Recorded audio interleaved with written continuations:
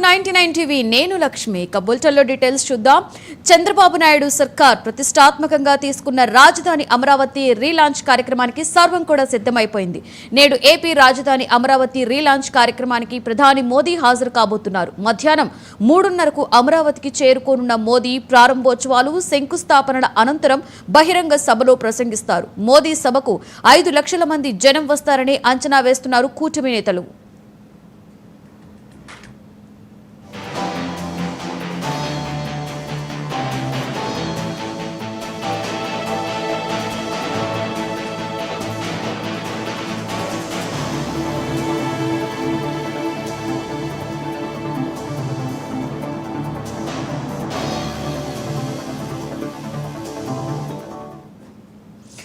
ప్రధాని మోదీ ఏపీ పర్యటనను ప్రతిష్టాత్మకంగా తీసుకున్న చంద్రబాబు సర్కార్ భారీగా ఏర్పాట్లు చేసింది. సభ కోసం 3 వేదికలను సిద్ధం చేశారు.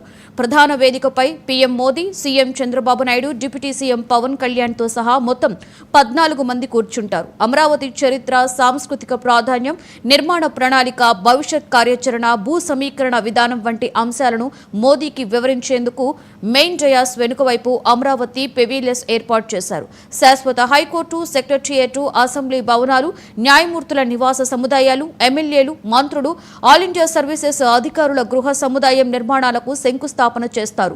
రాజధాని ప్రాజెక్టులతో పాటుగా రాష్ట్రానికి సంబంధించిన పెద్ద ఎత్తున కేంద్ర ప్రాజెక్టులకు శంకుస్థాపనలు, ప్రారంభోత్సవాలు చేయనున్నారు.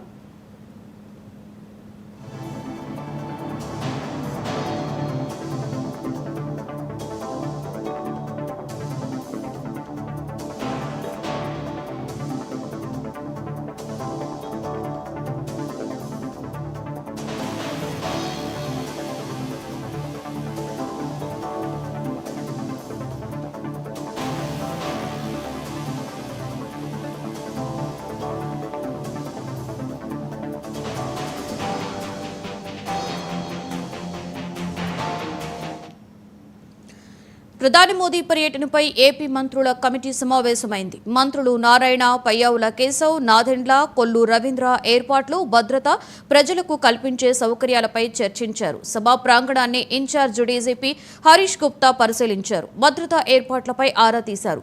ప్రధాని మోదీ సభ, అమరావతి రీలాంచ్ కార్యక్రమాన్ని విజయవంతం చేసేందుకు మంత్రులు, అధికారులు అందరూ కలిసి సమన్వయంతో ముందుకు వెళ్లనున్నారు. సుమారు 5 లక్షల మంది మోదీ సభకు హాజరవుతారని అంచనా వేస్తున్నారు. అందుకు తగ్గట్లుగా అన్ని ఏర్పాట్లు చేశారు. ప్రజలు సభకు చేరుకునేలా 11 మార్గాలను సిద్ధం చేశారు. 11 చోట్ల పార్కింగ్ ప్రదేశాలను ఏర్పాటు చేశారు. మరోవైపు ప్రధాని మోదీ భద్రతా ఏర్పాట్లను ఎస్పీజీ బృందం పర్యవేక్షిస్తోంది. ఎన్టీఆర్, కృష్ణా జిల్లాల పరిధిలో భారీ వాహనాల రాకపోకలపై ఆంక్షలు విధించారు. గన్నవరం విమానాశ్రయం పరిధిలో ఎవరైనా డ్రోన్లు, నల్ల బెలూన్స్ ఎగురవేస్తే చట్టపరమైన చర్యలు తీసుకుంటామని కృష్ణా జిల్లా ఎస్పీ హెచ్చరించారు.